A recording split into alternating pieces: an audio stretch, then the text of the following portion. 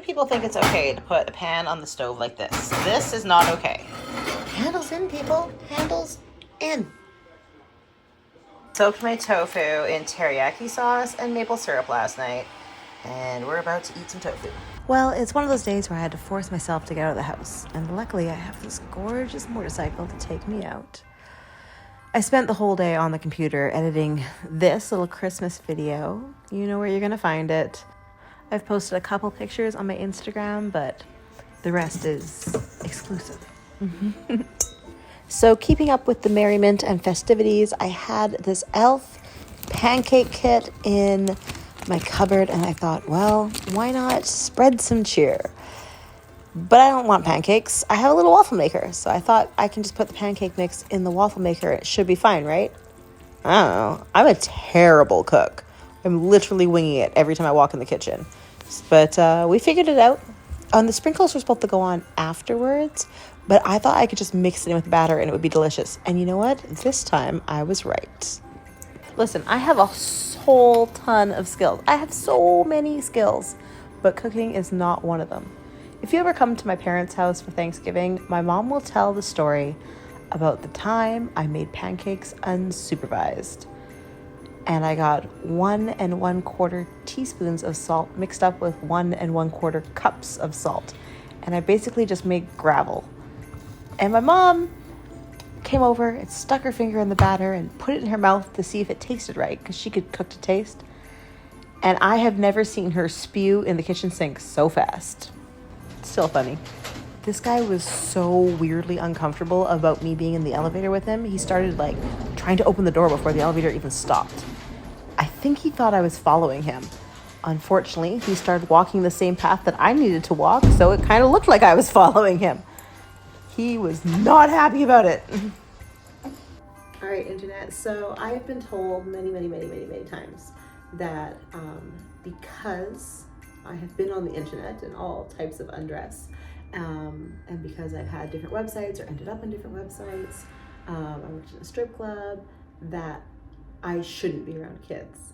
Like, my body shape is somehow going to traumatize a child. Like, my just existing is bad for them. Like, I just it's just been drilled into me over and over and over again that I'm this bad person that shouldn't be around children. I will damage them just by being in the same room. And it's just awful. No one's ever said oh, you're gonna damage my child, but people have been I can't invite you to my wedding because the kids are gonna be there. Or people are saying I can't have you around because the kids are gonna be there, or I worry about introducing you to my child.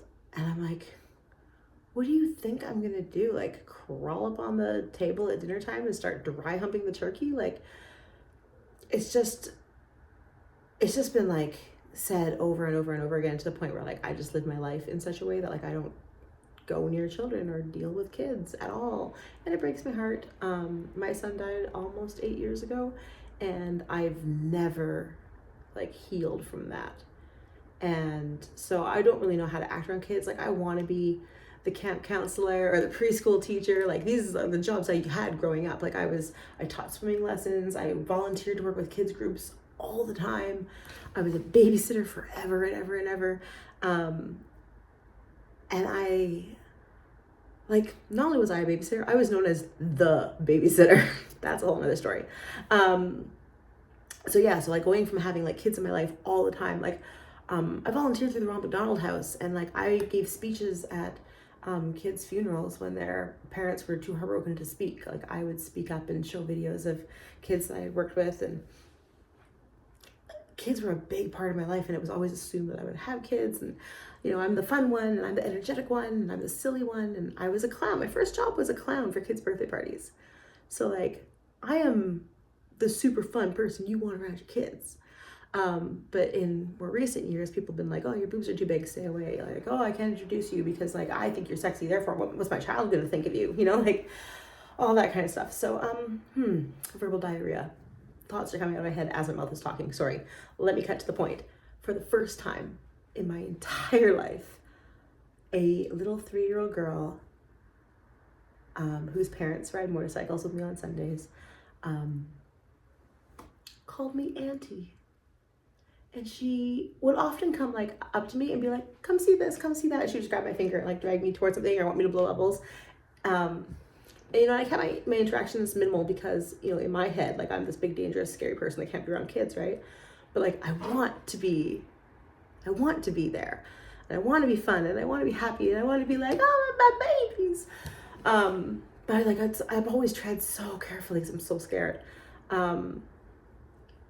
But yeah, so for the first time ever, like there's two people that have been like, oh, this is Auntie Sam, and their kids are just like, hi, that's it.